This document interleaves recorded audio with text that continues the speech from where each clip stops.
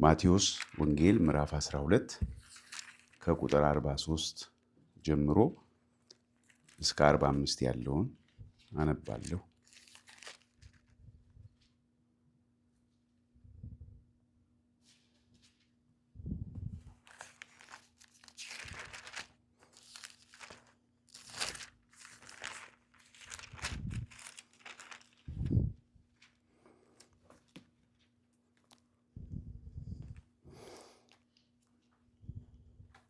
ከ38 ጀምሮ ይቅርታ ማነበው ከ38 ጀምሮ እስከ 45 በጌታ በኢየሱስ ስም አነባለሁ። በዚያን ጊዜ ከጻፎችና ከፈሪሳውያን አንዳንዶች መለሱና መምህር ሆይ ካንተ ምልክት እንድናይ እንወዳለን አሉ። እርሱ ግን መልሶ እንዲህ አላቸው፣ ክፉና አመንዝራ ትውልድ ምልክት ይሻል። ከነቢዩም ከዮናስ ምልክት በቀር ምልክት አይሰጠውም። ዮናስ በአሳ አንባሪ ሆድ 3 ቀንና 3 ሌሊት እንደነበረ እንዲሁ የሰው ልጅ በምድር ልብ 3 ቀንና 3 ሌሊት ይኖራል። የነነዌ ሰዎች በፍርድ ቀን ከዚህ ትውልድ ጋር ተነስተው ይፈርዱበታል፣ በዮናስ ስብከት ንስሐ ገብተዋልና። እነሆም ከዮናስ የሚበልጥ ከዚህ አለ። ንግሥተ አዜብ በፍርድ ቀን ከዚህ ትውልድ ጋር ተነስታ ትፈርድበታለች። የሰለሞንን ጥበብ ለመስማት ከምድር ዳር መጥታለችና፣ እነሆም ከሰለሞን የሚበልጥ ከዚህ አለ። እርኩስ መንፈስ ግን ከሰው በወጣ ጊዜ እረፍት እየፈለገ ውሃ በሌለበት ቦታ ያልፋል፣ አያገኝምም። በዚያን ጊዜም ወደ ወጣሁበት ቤቴ እመለሳለሁ ይላል። ቢመጣም ባዶ ሆኖ ተጠርጎና አጊጦ ያገኘዋል። ከዚያ ወዲያ ይሄድና ከእርሱ የከፉትን 7 ሌሎች አጋንንት ከእርሱ ጋር ይወስዳል። ገብተውም በዚያ ይኖራሉ። ለዚያም ሰው ከፊተኛው ይልቅ የኋለኛው ይብስበታል። ለዚህ ክፉ ትውልድ ደግሞ እንዲሁ ይሆንበታል ይላል እና ትኩረት ማድረግን የሚፈልገው ከቁጥር 43 እስከ 45 ስለ እርኩስ መንፈስ ጌታ የተናገረውን ነው። ግን የተናገረበት ምክንያት ግን ከላይ ከቁጥር 38 እስከ 43 እስከ 42 ባለው ውስጥ ያለውን ክስተት ተመርኩዞ ነው እና ካያችሁ ቁጥር 45 መዝጊያው ላይም ለዚህ ክፉ ትውልድ ደግሞ እንዲሁ ይሆንበታል ነው የሚለው። ስለዚህ ቀጥታ ያገናኘዋል። ያንን የርኩስ መንፈስ ብሎ የሚነግረውን ሐሳብ ከመጀመሪያው ሐሳብ ጋር ሲያገናኘው እናያለን። እና ጻፎችና ፈሪሳውያን ወደ ጌታ ኢየሱስ መጥተው ምልክት ልናይ እንወዳለን ነው ያሉት።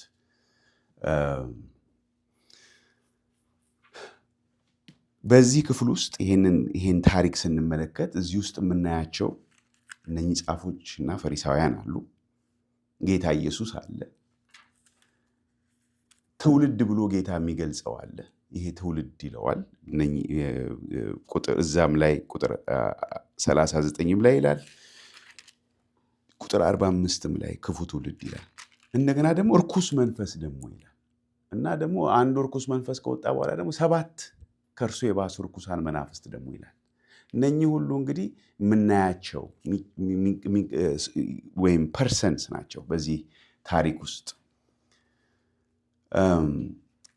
ታሪኩን በደንብ ለመያዝ እንድንችል መጥተው ምልክት እናይ ዘንድ እንወዳለን ማለታቸው ለእኛ የሚያስደንቀን ነገር አይደለም። የእግዚአብሔር ቃል በግልጽ አይሁድ ምልክትን ይሻሉ፣ ይወዳሉ፣ ታምራት ማየት ይፈልጋሉ። ታምራት ማየት መፈለግ ክፋት ያለው አይመስልም። ምልክት እናያሳየን ያሉት ጌታ ኢየሱስ ክርስቶስ ግን እንደዚህ የሚፈልጉ ሰዎች አመንዝራ ናቸው ይላል እና በጣም ይገርማል። ምን ማለት ነው? አመንዝራ ናቸው። አመንዝራ ትውልድ ነው ምልክት የሚፈልገው ይላል። ይሄ ሐሳብ በሌሎቹም ወንጌላቶች ውስጥ ተጽፎ እናየዋለን። አመንዝራ ማለት ቃሉን ዝም ብለን ስንመለከት ለምሳሌ በትዳር ውስጥ ከሆነ ለባለቤቱ ወይም ለባለቤቷ ታማኝ ያልሆነች ማለት ነው። ምልክት የሚፈልግ ሰው ጌታ መካከላቸው ይሄንን ሁሉ እያስተማራቸው ሳለ አሁንም ይሄንን ነገር በመካከላቸው ደግሞ ድንቅም ታምራትም እኮ አድርጓል። ግን አሁንም ምልክት ይፈልጋሉ እና አመንዝሮች ናቸው ይላቸዋል።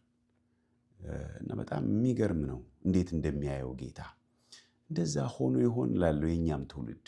ምክንያቱም አንዳንድ ሰዎች በቃ ምልክት የሚፈልጉ በቃ ድንቅና ታምራትን የሚፈልጉ ሰዎች እንዳሉ እናያለን። ማየት ይፈልጋሉ። ጌታ ኢየሱስ ለእንደዚህ አይነት ትውልድ የሚሰጠው ምልክት ብሎ ሁለት የታሪክ ክስተቶችን ያነሳል።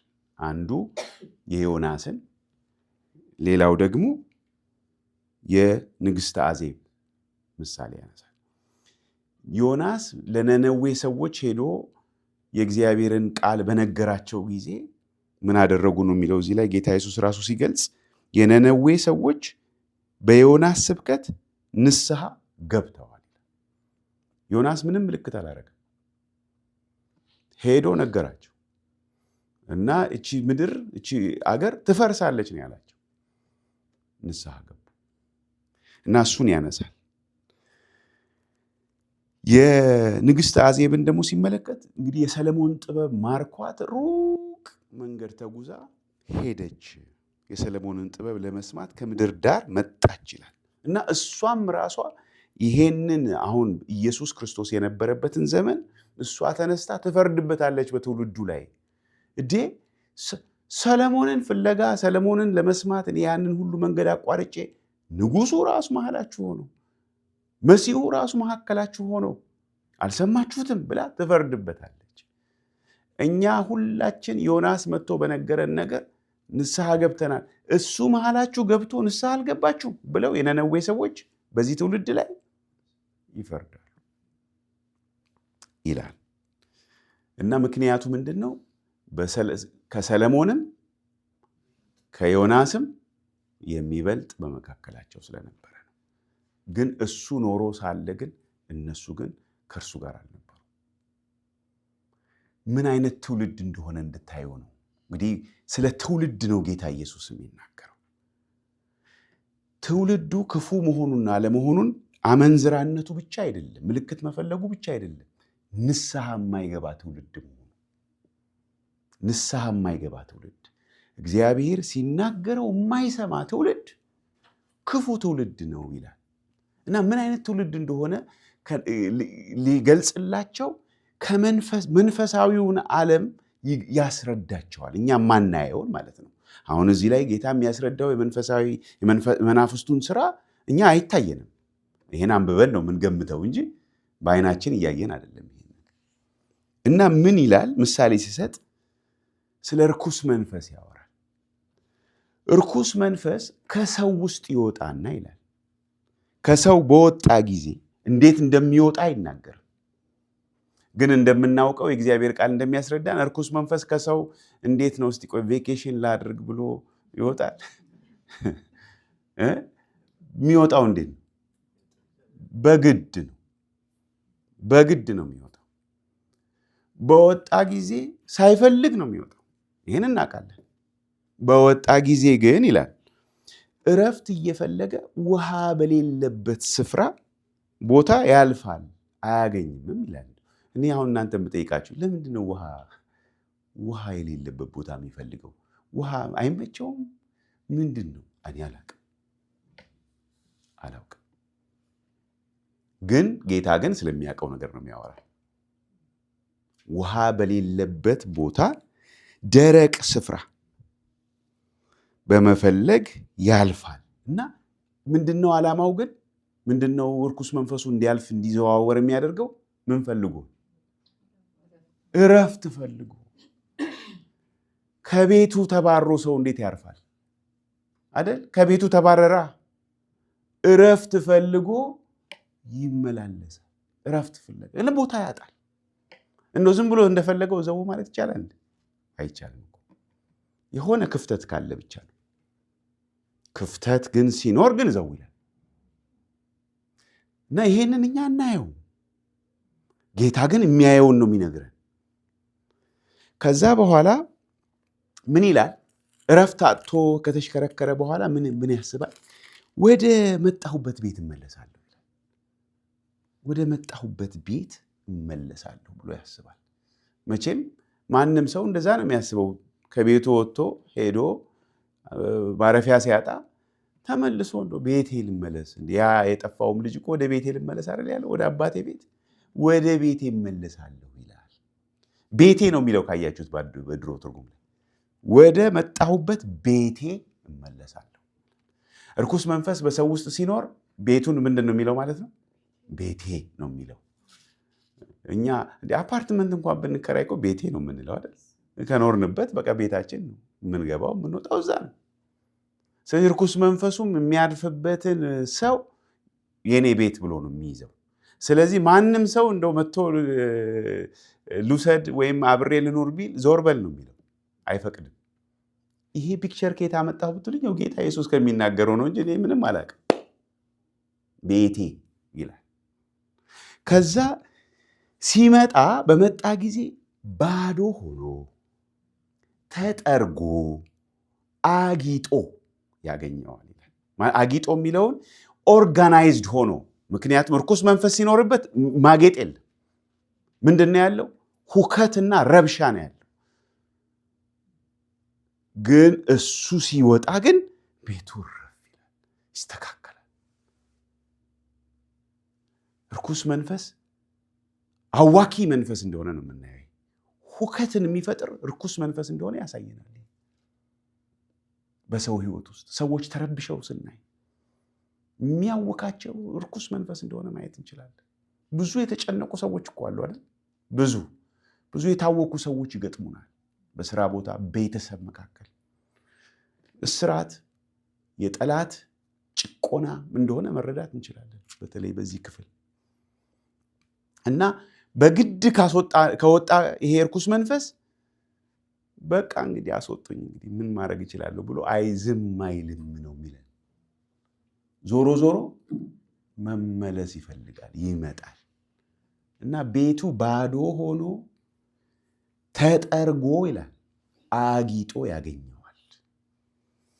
ከዚያ በኋላ ይሄድና ከእርሱ የከፉትን 7 ሌሎች አጋንንት፣ ማለት ከእርሱ የበለጠ ክፉ የሆኑ 7። አሁን ይሄን ቤት እንዴት ነው መያዝ ያለብን ብለው ነው የሚሉት ማለት ነው። በደንብ መጠበቅ አለበት ይሄ ቤት። ባለፈው የደረሰው ነገር እንዲደገም አንፈልግም፣ እናስጠብቃለን፣ ኃይላችን እናጠናክራለን ብለው 7 ይዞ ይመጣና ከዛ ከእርሱ ጋር ወስዶ ገብተው በዚያ ይኖራሉ። እንግዲህ የሚንከራተቱ ደግሞ ሌሎች አሉ ማለት ነው። 7 ይፈልጋል። ይገናኛሉ እነሱ። አሁን እነኝን እኛ እናያቸውም፣ ጌታ ግን ስለሚያያቸው ነው የሚነግረን። ይገናኙና ማረፊያ የላቸውም፣ ሆምለስ ስፒሪትስ ማለት ነው። እነሱን ሰብስቦ ይዞ ይመጣና ገብተው በዚያ ሰው ውስጥ ይኖራሉ። ያ ሰው ከፊተኛው ሁኔታው ይልቅ የኋለኛው ምን ይሆናል? በቃ ይብስበታል። ደህና ሆኖ አልነበረ እንዴ የሚባለው ሰው ጭራሽ 7 እጥፍ ነገር በውስጡ ይገባል። አሁን ስለ ርኩሳን መናፍስት በሰው ውስጥ እንዴት እንደሚሰሩ ሊያስረዳን አይደለም ጌታ ኢየሱስ ይነገራል። እሱን በማሳየት ስለ ትውልዱ ነው የሚነግረን። ስለ ትውልዱ እነ ነነዌ በዮናስ ስብከት ንስሐ የገቡ፣ እነ ንግሥት አዜብ ወደ የሰለሞንን ጥበብ ለመስማት ከሩቅ መንገድ ይሄዱ ማለት ይሄ የንስሐቸውን ርቀት ጥግ ነው የሚያሳየው። እነሱ ይሄን ካደረጉ ኢየሱስ በመካከላቸው ሆነው ንስሐ ያልገቡት የዚያን ዘመን 10 ጊዜ ተአምራት ምልክት አሳየን የሚለውን ትውልድ ሲገልጸው ምን ይላል? ለዚህ ክፉ ትውልድ ደግሞ እንዲሁ ይሆንበታል። አሁን ጌታ ኢየሱስ በመካከላቸው ስለነበረ ተባረው ነበረ፣ ተጠርጎ ነበር፣ ቤቱ አጊጦ ነበር እና እነሱ ግን በመንፈስ ቅዱስ ተሞልተው ስለሆነ አይደለም፣ እሱ ስላለ፣ እሱ በመካከላቸው ስለነበረ። ነገር ግን ንስሐ ባለመግባታቸው የተነሳ ልክ በአንድ ሰው ውስጥ ርኩስ መንፈስ ሲወጣ እና ተመልሶ ሲገባ ያለው ሁኔታው እንደዚህ እንደሚቀየር ሁሉ ይሄ ትውልድ ባለፈው የዛሬ ስንት ሳምንት በፊት እዚህ ላችሁ እንደሆነ ብርሃን እያለላችሁ በብርሃን እመኑ የሚለውን አይተን ነበር። ብርሃን እያለላችሁ በብርሃን እመኑ፣ በኋላ ጨለማ ምን እንዳይሆን እንዳይመጣባችሁ። በጨለማ ውስጥ መሰናከል ስላለ። ስለዚህ ስለምንድን ነው ጌታ ኢየሱስ ክርስቶስ በዚህ እየነገራቸው ያለው የሚለውን እናያለን። ግን አሁንም ስለ እዚህ ውስጥ የሚገልጻቸው መቼ ብለን ብንጠይቅ የሚገልጻቸው ሐሳቦችን ዝም ብዬ ላንሳላችሁ። አንዱ ከሰው ውስጥ እርኩስ መንፈስ ሲወጣ፣ ከዛ ደግሞ ማረፊያ ሲያጣ፣ ከዛ በኋላ ደግሞ ማረፊያ አጥቶ ደግሞ ሲመለስ እና የሰውየው መጀመሪያ ሁኔታና የሰውየው መጨረሻ ሁኔታ ቀርበው እናያለን። ጊዜን የሚገልጹ ናቸው እነኚህ ሐሳቦች። ምንድነው እዚህ ውስጥ እየተከሰተ ያለው በዚህ ከ43 እስከ 45 ባለው ውስጥ ብዬ ስመለከት፣ አንድ እርኩስ መንፈስ እረፍት ፍለጋ ውሃ በሌለበት ስፍራ የሚያልፍ የሚሄድ መሆኑ፣ ከዛ ደግሞ እመለሳለሁ የሚል መሆኑ፣ እርኩስ መንፈስ እመለሳለሁ የሚል መሆኑ፣ ከተባረረ በኋላ ዝም ብሎ አይቀርም፣ እመለሳለሁ፣ ቆይ እንደገና ሞክራለሁ የሚል መሆኑ። መስሪያ ቤት ሄደን ስራ ጠየቀን፣ ቅጠሩን ብለን ጠይቀን ዛሬ ስራ የለም ካሉን ትጉህ ሰው በትንሽ ቆየት ብሎ እንደገና ዛሬ ሳለ ይላል ስራ አለ፣ አሁንም ስራ የለም፣ ቼክ ባክ ዊዝ አስ፣ እንደገና ወር ጠብቆ አሁንም ዛሬ ሳለ። አንዳንዴ መስሪያ ቤት ያለው ቀጣሪው ሰውዬ አይቶ የዚህ ሰው ትጋት፣ በቃ እኔ እቀጥርሃለሁ፣ ዛሬም አንፈልግም እቀጥርሃለሁ ሊለው ሁሉ ይችላል። ምክንያት ትጋቱ። እነኚህ አይተኙ፣ ትጉ ናቸው፣ ተመላልሰው ቼክ የሚያደርጉ ናቸው። እና የሰውየው ሁኔታ ደግሞ የመጨረሻው ከመጀመሪያው የከፋ መሆኑ።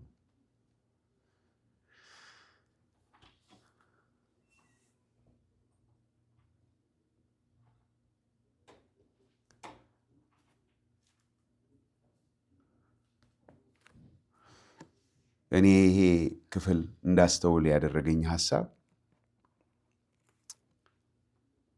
ጌታ ሲናገረን፣ ጌታ ፈቃዱን ሲገልጥልን የእግዚአብሔር ምሕረት ነው።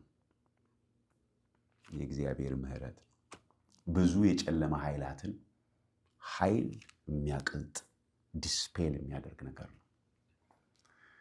ግን ሸምቀው ይጠብቃል።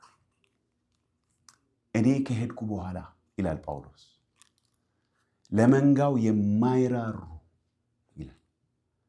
በእርግጠኝነት ነው የሚናገረው፣ ይመጣሉ። የጨለማ ኃይላት በፍጹም ርኅራሄ የሚባል ነገር ውስጣቸው የለም። ሁልጊዜ ስለ ኦፖርቹኒቲ ነው የሚፈልጉት። ኦፖርቹኒቲ ብቻ ነው የሚፈልጉት፣ እድል ነው የሚፈልጉት። ከዚህ የተነሳ ክርስቲያን በጎ ወታደር መሆን አለበት፣ መታጠቅ አለበት፣ አለርት መሆን አለበት፣ መዘጋጀት አለበት። አሁን እዚህ ላይ የምናየው ቤቱ ባዶ ያጌጠ ግን ባዶ ነበር። መከላከል የሚችል ቤት አልነበረም የዚህ ሰው ሁኔታ። ምክንያቱም ከአጋንንትን ከአንድ ሰው ውስጥ አስወጣን ማለት ያ ሰው ጨረሰ ተዘጋጀ ማለት አይደለም። ቀጣይ ነገር አለ። ያ ሰው መታጠቅ አለበት፣ ቤቱ መታጠር አለበት። ሌላ በፊት በነበረው ፋንታ ሌላ መግባት አለበት። እሱ መደላደል አለበት። ያ ሰው ውስጡ ህይወቱ መታነጽ አለበት። አለበለዚያ የከፋ ነገር ነው የሚመጣው፣ የባሰ ነገር ነው የሚመጣው። በጀነሬሽን ደረጃ እንደዚህ እንደሚሆን ነው የምናየው። አሁን እኛ የምንኖርበት አገር ስትገምቱት ወንጌል የተነገረበት ሀገር ነው። ይሄ ምድር ወንጌል በጣም የተነገረበት ሀገር ነው። ከአሜሪካ በፊት ወንጌል በጣም የተነገረበት ሀገር የትኛው ነበር? እንግሊዝ ሀገር ነበር። እንግሊዝ ሀገር ዛሬ ታውቃላችሁ አይደል? ማጆሪቲው አማኝ አይደለም። ይሄው ይሄንን እኮ ነው የሚያሳየው። ምላሽ አልሰጡም፣ ንስሐ አልገቡ። በአገር ደረጃ እንኳን እንዲሁ በቃ በእነንትና በድሮ በታሪካችን በነበሩ ክርስቲያኖች ላይ ተንጠላጥለን መኖር አይችልም። ክርስትና ከቤተሰብ ከወላጅ እንኳን ወደ ልጅ አይሄድም። በወላጅ ውስጥ ያለ ስንፍና በልጅ ውስጥ ደብል ነው የሚሆነው፣ ትሪፕል ነው የሚሆነው። ወላጅ የሚፈቅደውን ልጅ መብት ነው የሚያደርገው፣ ላይሰንስ ነው የሚያደርገው። ስለዚህ በጣም የሚያስሆበሪንግ ነገር ነው። ከፊታችን ምን እንዳለን ያላቅም። ነገሮች ግን ጥሩ እየሆኑ እንደማይመጡ ግን መጽሐፍ ቅዱስ ይነግረናል። እየከበደ እነኚህ የማይታዩት በጣም ጋንጋፕ እንደሚያደርጉ ነው የምናየው በዚህ ፒክቸር ጋንጋፕ። ምክንያቱም መጽሐፉን የያዙት ሰዎች መጽሐፉ ምን አድርገውታል? ትተውታል። ስለዚህ በአብዛኛው ቤተክርስቲያን ኢንተርቴይንመንት ስለ ሰዎች ደስ የሚላቸው ነገር የሚነገርበት ቦታ ሆኗል። ክርስቲያን ደክሟል፣ ዝሏል። እኔ እንግዲህ አላውቅም፣ ግን እንደዛ እንደሆነ ነው የማየው። ክርስቲያን ድክም ብሏል፣ ተዝለፍልፏል። ኃይል ስለሌለ ነው?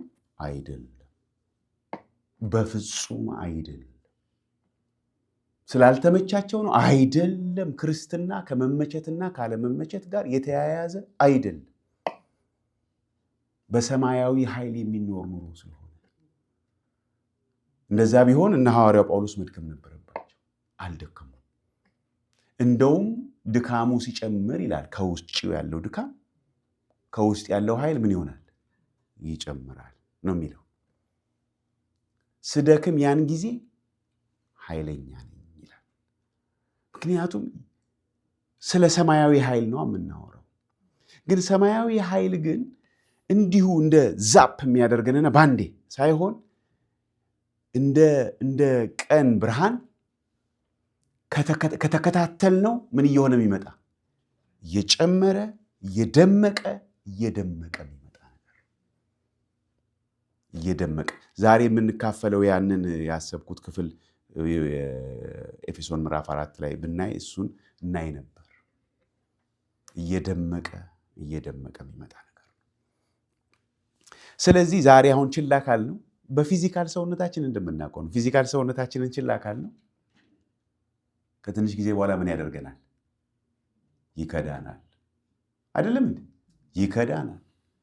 እግሩም እምቢ ይላል፣ ሰውነትም እምቢ ይላል። ዛሬ ችላ ካል ነው። መንፈሳዊ ነገሩን ችላ ብሎ ጸንቶ የሚኖር ክርስቲያን የለም። ለመንፈሳዊ ነገሩን ኋላ አድርጎ ምድራዊ ነገርን አስቀድሞ እየኖረ መንፈሳዊ ሕይወቱ የሚጠነክር ክርስቲያን በፍጹም የለም። ሰው የዘራውን ያንኑ ያጭዳል። እግዚአብሔር አይዘበትበትም። ስለዚህ በመንፈስ ብንዘራ ከመንፈስ የምናጭደው አለ። በስጋ ብንዘራ ከስጋ የምናጭደው ነገር አለ። ከስጋ የምናጭደው ነገር ቃሉ ምንድን ነው የሚጠቀመው? እዛ ላይ ታስታውሳላችሁ? መበስበስ፣ ዲኬ ነው። እና እንኳን እንደዚህ የማይታዩ ኃይላት እድል ፈልገው የሚንቀሳቀሱ ኃይላት ባሉበት እንኳን እንዲሁ የስጋ ምኞት የዚህ ዓለም ሐሳብ ራሱ በጣም ወይ ነው የሚያደርገን፣ ያደክመናል። እና ግን ጌታ ኢየሱስ እዚህ ክፍል ላይ እያለ ያለው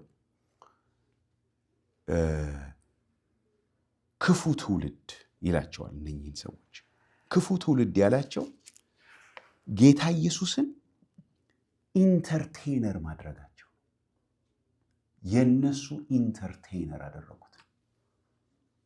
ዝም ብሎ አዲስ ነገር ደግሞ የሚያሳይ በየተወሰነ ጊዜ የሚያሳይ እንደው በቃ ንግግሩ በጣም ይገርማል እያሉ የሚሉት አደረጉት። አልበጃቸውም። ታሪካቸውን እናውቃለን። አልበጃቸውም። ፍርስርሳቸውን ይወጣው እስከ ዛሬ አልሻረም ቁስሉ እስከ ዛሬ። ስለዚህ ለእኛ ብርቱ ማሳሰቢያ ነው። እግዚአብሔር ምንድን ነው የሚናገረኝ? ከእግዚአብሔር ጋር ሲሪየስ እንድንሆን ጌታ ሆይ ምንድን ነው የምትለኝ? እባክህን እርዳኝ፣ ጆሮዬ ክፍት እንዲሆን እፈልጋለሁ። መልስ መስጠት እፈልጋለሁ። ለምትናገረኝ ነገር እንድንል ያስፈልጋል። እንደዛ ከሆነ ምን ይሆናል? ለርኩሳን መናፍስት የማንመች ሰዎች እንሆናለን። ቤታችን እንዲሁ ያጌጠ እና ደግሞ ምንድነው እዚህ ላይ ያጌጠ የተጠረገ ብቻ ሳይሆን ምን ይሆናል? የተሞላ ይሆናል። የተያያዘ ይሆናል። የተመሸገ ይሆናል። የተመሸገ ይሆናል። የኛ ብቻ ሳይሆን ለሌላም የሚተርፍ ይሆናል። ግን ችላ ካልነው የእግዚአብሔርን ነገር እንደ ቀላል ነገር ከቆጠርነው ግን ማይቀር ነገር ነው። መንፈሳዊ ማመንዘር በእኛ ዘንድ ካለ ያዕቆብ መልእክት ላይ ስለዚህ ሲናገር እናንተ ምዕራፍ 4 ላይ ያዕቆብ ምዕራፍ 4 ላይ አመንዝሮች ሆይ ዓለምን መውደድ ለእግዚአብሔር ጥል እንዲሆን አታውቁምን? እንግዲህ የዓለም ወዳጅ ሊሆን የሚፈቅድ ሁሉ የእግዚአብሔር ጠላት ሆኗል ይላል። ያዕቆብ እንዲህ ብሎ ሲናገር ደስ ይላል። ስታስቡት ክርስቲያኖች ሆናችሁ በዛ ዘመን ብትኖሩ ይህንን ሲነግራችሁ ደስ ይላል። ለክርስቲያኖች ነው የጻፈው። ይሄን ያው ዝም ብለው ክርስቲያኖች እኮ አይደሉም፣ የተበተኑ ክርስቲያኖች ናቸው፣ የተሰደዱ ክርስቲያኖች። ለነሱ ነው እንደዚህ የሚላቸው። እናንተ አመንዝሮች ሆይ ዓለምን መውደድ ለእግዚአብሔር ጥል እንዲሆን አታውቁምን? የዓለም ወዳጅ ሊሆን የሚፈቅድ ሁሉ የእግዚአብሔር ጠላት ሆኗል ይላል። ስለዚህ በእርግጥ ልባችን ለእግዚአብሔር ብቻ የተለየ ነው? ከእግዚአብሔር ሌላ የሚገዛን ነገር አለ ወይ? ሙሉ በሙሉ ራሳችንን ለጌታ ሰጥተናል ወይ? በጣም ወሳኝ ነገር ነው። እንዲሁ ተጠርጎ መኖሩ ብቻ አይደለም። በእኛ ውስጥ በአማኝ ውስጥ አጋንንት መጥተው ይኖራሉ ብዬ አላምንም። ግን ኢንፍሉዌንስ ያደርጉናል። የመለየት አቅም አይኖረንም።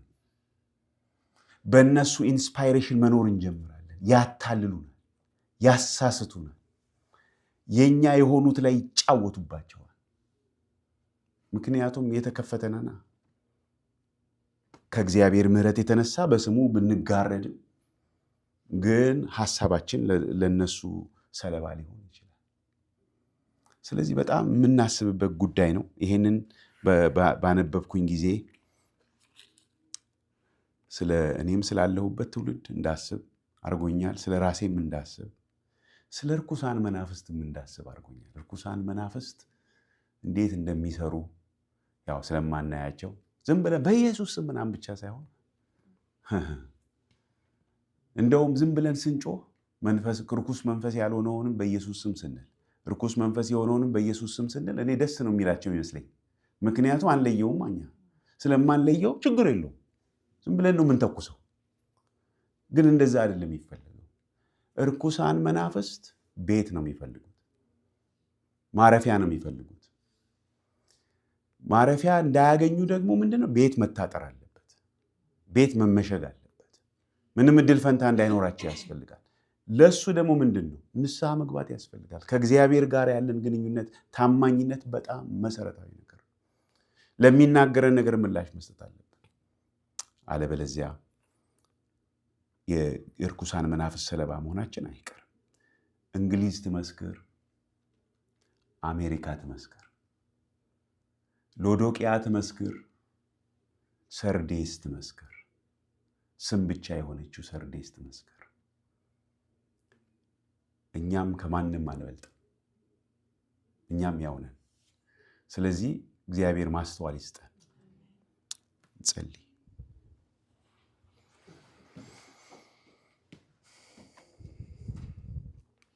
እግዚአብሔር አምላካችን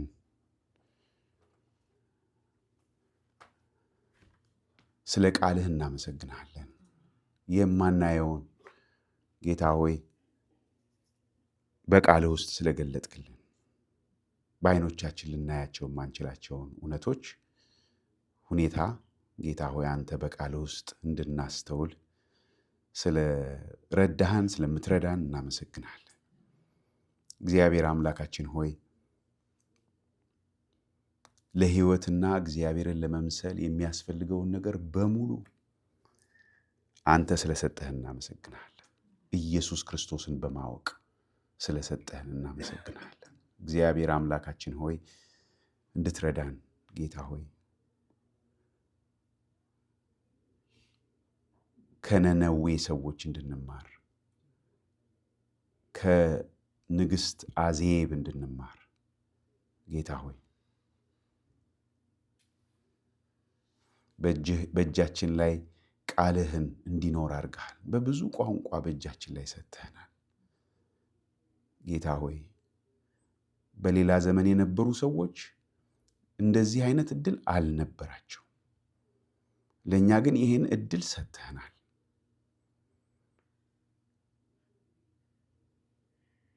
ብዙ ሪሶርስስ ሰጥተናል።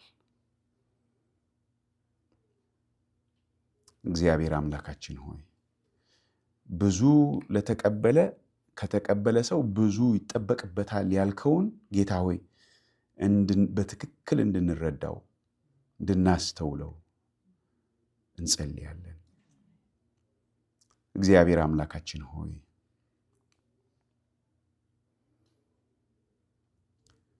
ስለማናውቀው ነገር አንልህም፣ ስለምናውቀው ነገር ስለደረስንበት ብርሃን በደረስንበት መመላለስ እንድንችል ጌታ ሆይ ይሄ አደራ አለብንና ስለሱ በኢየሱስ ክርስቶስ እንጸልያለን። ጌታ ሆይ አንተ ልትረዳን ሁሉ ጊዜ የተዘጋጀ ስለሆንክ እናመሰግናለን። እግዚአብሔር አምላካችን ሆይ ማስተዋል ስጠን፣ አይኖቻችንን ክፈትልን። ቃልህ እንደሚል አንተ የምትተኛ ንቃ ክርስቶስም ያበራልሃል ተብሎ እንደተጻፈ ጌታ ሆይ መንቃት እንዲሆንልን፣ መንቃት ብቻ አይደለም ጌታ ሆይ በብርሃን መመላለስ እንዲሆንልን፣ ፈቃድህን አውቀን መመላለስ እንዲሆንልን እግዚአብሔር አምላካችን ሆይ በኢየሱስ ክርስቶስ ስም እንጸልያለን። ዘመኑን ዋጁ እንደሚል ቃልህ ጌታ ሆይ ዘመኑን ማዋጀት እንድንችል ብዙ ዲስትራክት የሚያደርጉን ነገሮች አሉ ከሚዲያ ጀምሮ ጌታ ሆይ አቤቱ አንተ እንድትረዳንም ደግሞ አንተን መፈለግ እንድንችል በኢየሱስ ክርስቶስ ስም እንጸልያለን። ጌታ ሆይ ሄኖክ በግሉ አካሄዱን ካንተ ጋር እንዳደረገ እኛም በግላችን አካሄዳችንን ካንተ ጋር ማድረግ እንድንችል ጌታ ሆይ ያለምንም ማሳበብ በትዳር ጓደኛችን በሌሎች ቅዱሳን ሳናሳበብ ነገር ግን ጌታ ሆይ ካንተ ጋር በግል ጌታ ሆይ ቢመችም ባይመችም ጌታ ሆይ መራመድ እንድንችል መመላለስ እንዲሆንልን በኢየሱስ ክርስቶስ ስም እንጸልያለን። እንድናጠናክር አቅም እንድናዳብር ጌታ ሆይ አሁን ያለው ድካማችን ጌታ ሆይ የዛሬም ዓመት ይኸው ድካም አለን እያልን የምንለው ልናፍርበት የሚገባውን ጌታ ሆይ አቤቱ ሳናፍርበት ዝም ብለን ታግሰ ነው ጌታ ሆይ በኋላ ጥርስ ማፋጨት እንዳይሆን ጌታ ሆይ እንድትረዳን መንቀሳቀስ እንድንጀምር ጌታ ሆይ መንቀሳቀስ እንድንጀምር ድካምን እንድናስወግድ ድካሜን አንሳ ብለን እንደምንጸልይ ደግሞ እኛም ራሳችንን ድካምን እንድናስወግድ ሸክምን እንድናስወግድ ቶሎ የሚከበንን ኃጢአት እንድናስወግድ በኢየሱስ ክርስቶስ ስም ማስተዋል እንድትሰጠን እንጸልያለን። እግዚአብሔር አምላካችን ሆይ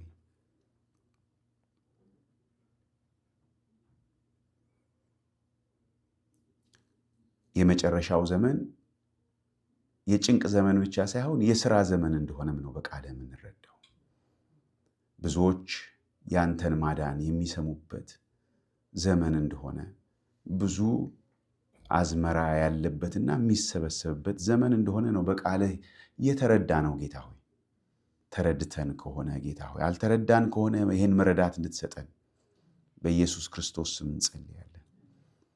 ግን ለዚያ ስራ ጌታ ሆይ መዘጋጀት እንዲሆንልን በጥቃቅኑ በሕይወታችን በሚያልፉት ነገሮች ጌታ ሆይ ራሳችንን ማሰልጠን ጌታ ሆይ ክፉን ከደጉ ለመለየት እነሆ አንተ የምትናገረንን ለማወቅ እግዚአብሔር አምላካችን ሆይ ፈቃድህን ፈትነን ለማወቅ ራሳችንን የምናሰለጥንበት እድል እንዲሆንልን ጌታ ሆይ እያንዳንዱ ቀን በኢየሱስ ክርስቶስ ስም እንጸልያለን።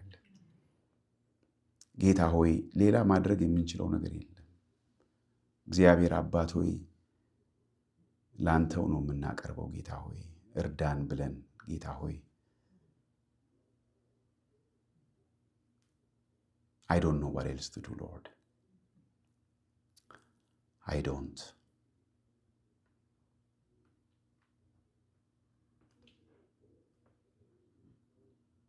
ስለዚህ ላንተ ልመናችንን ትካዜያችንን የሚያሳስበንን ሁሉ ላንተ እናቀርባለን። ምጣችንን ላንተ እናቀርባለን። እግዚአብሔር አምላካችን ሆይ